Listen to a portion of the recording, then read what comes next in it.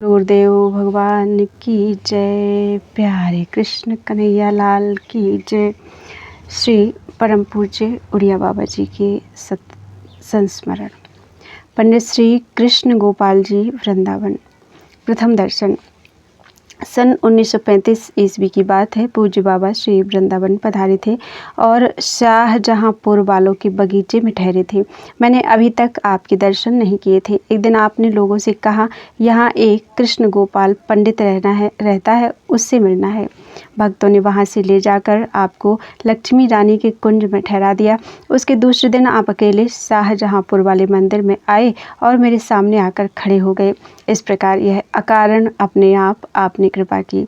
मैं उस समय आंखें बंद करके ध्यान कर रहा था। मुझे ऐसा प्रतीत हुआ मानो कोई मेरा ध्यान खींच रहा है। मैंने आंखें खोल दी और सामने ही साधु वेश में दिव्य मूर्ति बाबा के दर्शन हुए। मैं तुरंत खड़ा हो गया और बाबा से आसन पर विराजने के लिए कहा।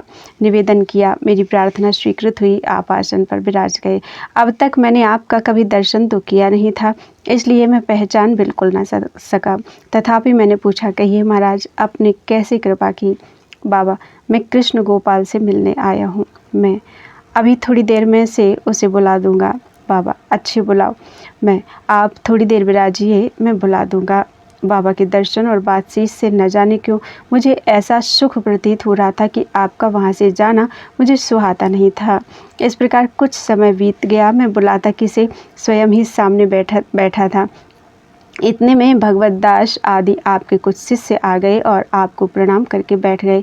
एक दरबार सा लग गया। बाबा फिर बोले, मुझे जाना है, देर हो रही है, उसे बुला दो। अब मुझे हंसी आ गई। भगवत दास जी ने हाथ जोड़कर पूछा, महाराज जी किसे बुलवा रहे हैं? आपने कहा, मैं इसे कृष्ण गोपाल को बुलाने को कह रहा हूँ। यह बुलाता नहीं, देर हो रही है। भगवत दास जी ने कहा, महाराज जी कृष्ण गोपाल तो ये ही है। अब आप कहने लगे, भैया तूने मुझे खूब छकाया, और मेरे सिर पर अपना हाथ रखा। फिर भगवत दास जी ने मुझे ही आपका परिचय दिया कि ये श्री उड़िया बाबा महाराज जी हैं। अब मैंने बाबा के दोनों चरण पकड़ लिए। मुझे बड़ा सुख मिला। बाबा कहने लगा, अरे तुम तो राधा वल्लभी हो, मैं सन्यासी हूँ, मेरे चरण क्यों छूते हो? मैंने उत्तर दिया, महाराज मेरा हित धर्म है। आपने मेरे ऊपर इतना बड़ा हित किया कि हित के नाते ही कृपापूर्वक स्वयं पधार कर दर्शन दिए।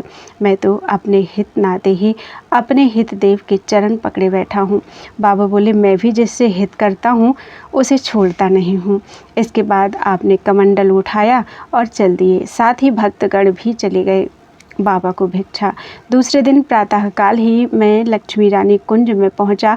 वहां देखा कि बाबा समाधिस्थ की भांति बैठे हैं और विभिन्न भावों की उपासना करने वाले भक्तजन अपने अपने भावानुसार बाबा की पूजा कर रहे हैं। मेरे मन में प्रेरणा हुई कि बाबा से भिक्षा के लिए प्रार्थना करो, परंतु साहस न हुआ। दूसरे दिन फिर विचार हुआ और सोचा कि संत तो दयालु होते हैं, उनसे डरने की क्या बात है। मैं श्री बांके बिहारी जी के मंदिर में दर्शन करने गया तो देखा कि बाबा भी वहां दर्शनार्थ पधारे हैं। मैंने हाथ जोड़कर प्रार्थना की कि बाबा, कल हमारे ठाकुर जी आपको प्रसाद पाने के लिए बुला रहे हैं। आपने बड़ी प्रसन्नता से स्वीकार कर लिया। दूसरे दिन प्रायः 10 बजे आप 70-80 भक्तों सहित आ विराजे। मैंने तो केवल 10-15 मूर्तियों के लिए सामग्री तैयार कराकर श्री ठाकुर जी को भोग लगाया था। बाबा ने आते ही कहा, कितना सामान है, सब मेरे सामने ले आओ। मैंने सब सामान लाकर सामने रख दिया। आप बोले, तुम्हारी स्त्री कहाँ है, बच्चे कहाँ हैं? सबके लिए, मिलने जुलने वालों के लिए भी पत्तल परसवा कर अलग रख दी। फिर सब भक्तों को पत्तलें डलवाई और स्वयं परोसने लगे। सबसे कह दिया, भैया खूब खाओ, कोई रह न जाए। बस उतने ही प्रसाद में आपने सबको डटकर प्रसाद पवा दिया। मेरे लिए उपदेश। दूसरे वर्ष भी बाबा वृंदावन में पधारे थे, परंतु मैं कश्मीर और श्री बद्री नारायण की यात्रा को चला गया था। आपने मेरे छोटे भाई से पत्र लिखवाया कि कहाँ भटकता है, तेरे इष्ट देव तो वृंदावन में हैं। वह पत्र मुझे श्री बद्री नारायण के मार्ग में मिला, अतः मैं शीघ्र दर्शन करके लौट आया। बाबा ने व्यक्तिगत रूप से मुझसे कहा था कि तुम कभी अपने चित्त को मत गिराना, तुम्हारा काम नहीं रुकेगा। किसी से मांगना भी मत और नौकरी भी मत करना। हित तत्व निरूपण। एक दिन की बात है, बाबा एकांत में बैठे हुए थे। कहने लगे कि मुझे हित तत्व बड़ा प्रिय है। देखो, तुम्हारे हित रस के आचार्य जी का मंतव्य कितना विशाल है। जिस परम तत्व का वेद, उपनिषद, पुराण और सभी शास्त्र साक्षात रूप से वर्णन नहीं कर पाए, और इसी से वह तत्व सबके लिए अगोचर रहा। वेद भी जिसका रसो वही सह कहकर केवल संकेत ही करते हैं, वही श्रुति संवेद्य परम तत्व इनके ठाकुर की राधा वल्लभ लाल जी हैं। यही हित तत्व नित्य सत्य सच्चिदानंद घन है, और यही स्वरूप प्रेम, सौंदर्य, माधुर्य, रस, सुख, आनंद और भाव की परावधि है। उस हित या प्रेम के संबंध से ही सब अवतार हुआ करते हैं, जैसे कि अग्नि से चिंगारियाँ। वास्तव में इसी से हित तत्व को सब का मूल बताया है। रस स्वरूप श्री राधा वल्लभ लाल को सृष्टि, पालन और संहार की व्यवस्था से कोई प्रयोजन नहीं है। उन्हें तो इनकी स्मृति भी नहीं होती। वे तो अपने ही नित्य रस में निमग्न रहते हैं। श्री राधा रस इन्हीं का निज स्वरूप है। ये इस निज रस में निमग्न हो निरंतर आनंद विहार करते हैं। ये राधा कृष्ण दो नहीं, एक ही हित रस के दो स्वरूप हैं। यदि नहीं, इनका तो नित्य विहार परिकर ही एकमात्र हित स्वरूप है। इन राधा वल्लभियों की वाणी ग्रंथों में प्रेमामृत रस का प्रवाह बहता है। इनके यहाँ अनेक रूपों में केवल प्रेम तत्व ही विद्यमान है। हित ही ब्रह्म है और प्रेम ही परमात्मा है। यह व्यापक प्रेम ही नित्य विहार के लिए हरिवंश स्वरूप 4 रूपों में अभिव्यक्त है। युगल स्वरूप श्री वृंदावन और सखी परिकर। इनके सिद्धांत में यावन मात्र स्थावर जंगम प्रेम की ही स्थूल अभिव्यक्ति है। यहाँ प्रेम की चराचर रूप जड़ता संचारी भाव को प्राप्त हो गया है। कृष्ण गोपाल, तूने जो यह दोहा सुनाया था उसमें इस चराचर व्यापी प्रेम का अच्छा प्रदर्शन किया है।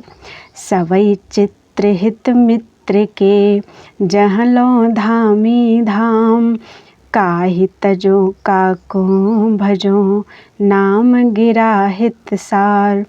इस दोहे में बताया गया है कि जहाँ तक धामी और धाम हैं, सब उस हित मित्र के ही चित्र हैं। इनका नित्य विहार प्रेम केली के सिवा और कुछ थोड़े ही है। नित्य विहार या निकुंज रस जो कुछ भी है, इस हित प्रेम रस का ही विलास है, क्योंकि प्रेम रस एक अनिर्वचनीय तत्व है। यह एक होकर भी अनेक है और सबसे परे भी है। लोग इसे जानना चाहते हैं परंतु जान नहीं पाते, क्योंकि इस रस ने सभी के चित्त को हरण कर लिया है। देखो, भगवान कृष्ण ने सर्वज्ञ होकर भी किस प्रकार लीला की। उस दिव्य प्रेम के परिचय में कोई क्या कहेगा। फिर बाबा के साथ यह प्रश्नोत्तर होने लगा। प्रश्न, ब्रह्म तो अव्यक्त है, उस अव्यक्त को व्यक्त कैसे किया जाए। उत्तर, इसीलिए श्रुति अतर्क, अचिंत्य, अवांग, मानस गोचर आदि विशेषण देकर उस तत्व को लक्षित कराती है, उसका साक्षात निरूपण नहीं करती। प्रश्न, यह सब ठीक है, पर उसे जानना तो होगा ही, चाहे जैसे और चाहे जितने रूप में भी वह जाना जाए, क्योंकि उसे जाने बिना जीव को अपने स्वरूप का बोध भी तो नहीं हो सकता। उत्तर, इसीलिए तो शास्त्रों एवं शास्त्रियों ने उस एक ही अव्यक्त तत्व के अनेक नाम और रूप प्रकट किए हैं। उनमें मुख्य 2 हैं, एक निर्गुण निराकार और दूसरा सगुण साकार। जो पहला है वास्तव में वही दूसरा भी है। जो लोग इन दोनों में तारतम्य बुद्धि करते हैं वे अज्ञानी हैं। जो निर्गुण निराकार भगवान हैं वे ही भक्तों और प्रेमियों के लिए सर्वदा सगुण साकार भी हैं। वे ही विष्णु होकर प्रेमियों के लिए सर्वदा सगुण साकार भी हैं। वे ही विष्णु होकर विश्व का पालन करते हैं, नारायण होकर निरीक्षण करते हैं, साकेतवासी राम बनकर दास्य सुख प्रदान करते हैं और श्री कृष्ण रूप से अनेकों लीलाएं करते हैं। संपूर्ण रूपों में एक श्री कृष्ण ही तो क्रीड़ा कर रहे हैं, जो निर्गुण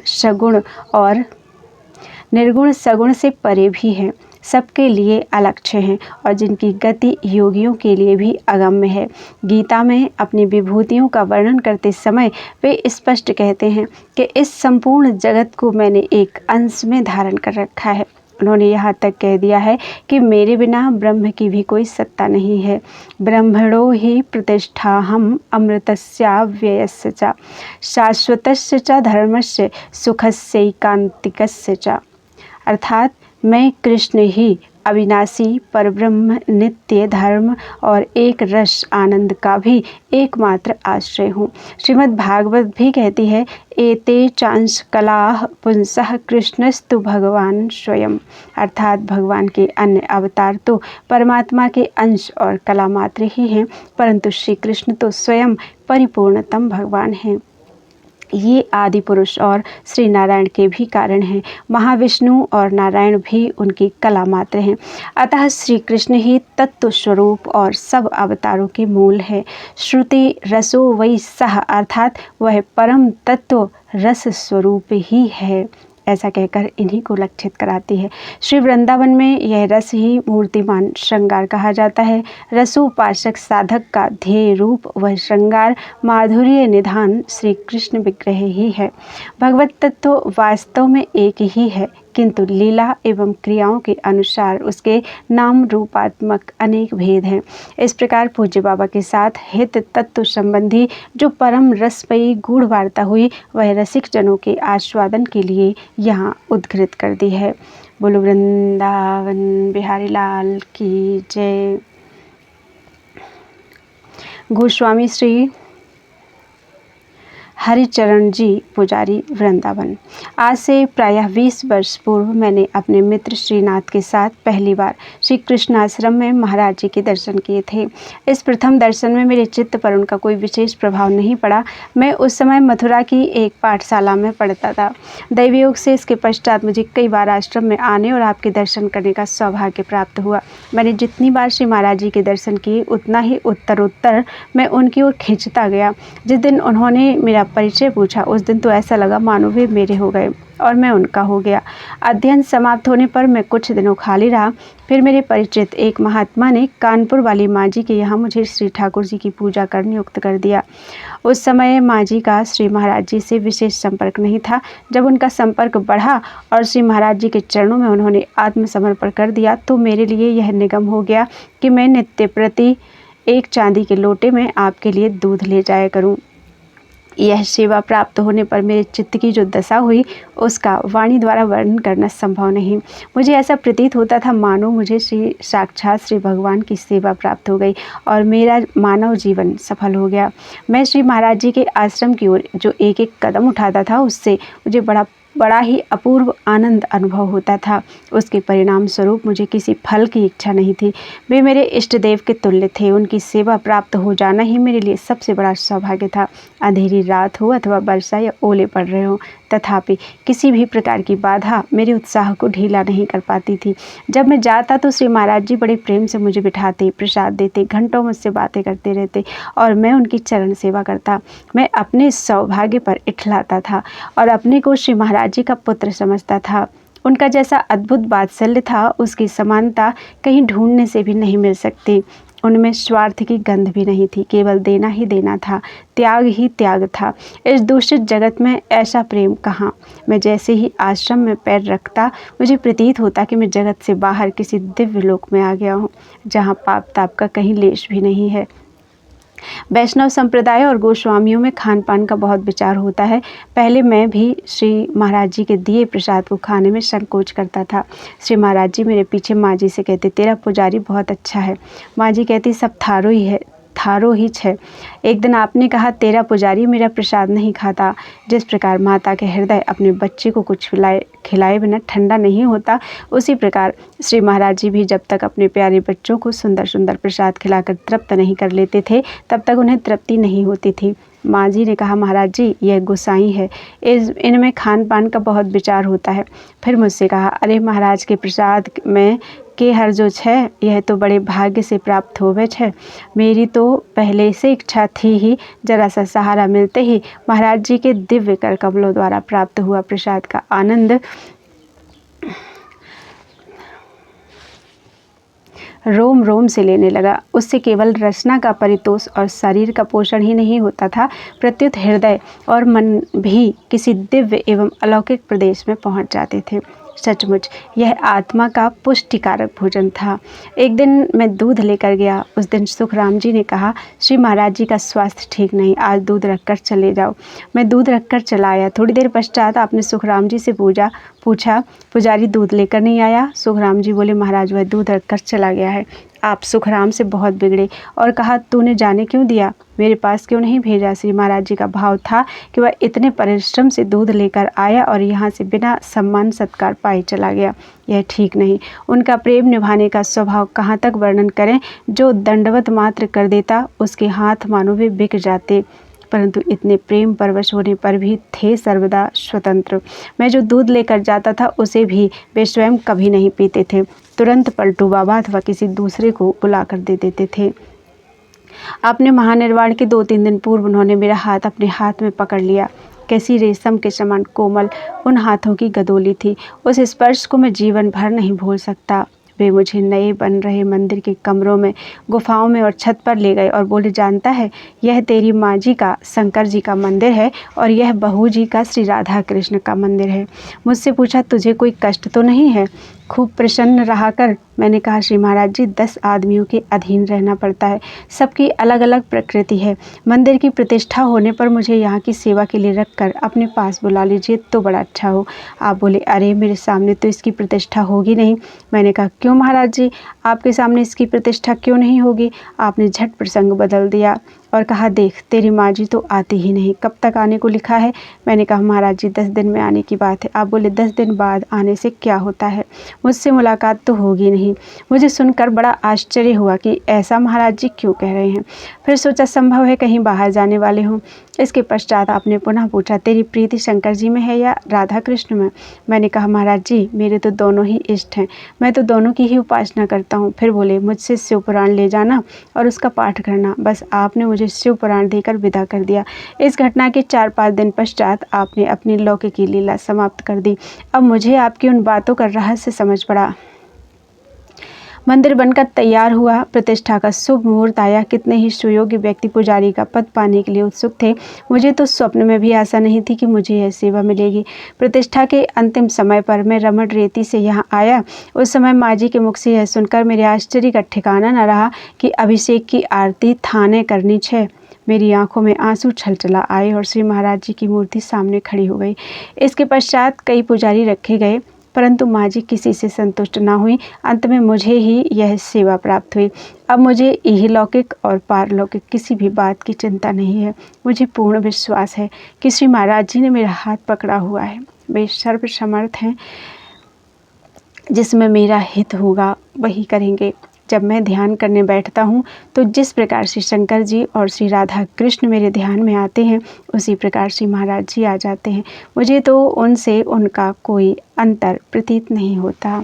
बोलो वृंदावन बिहारी लाल की जय। राधे राधे कृष्ण।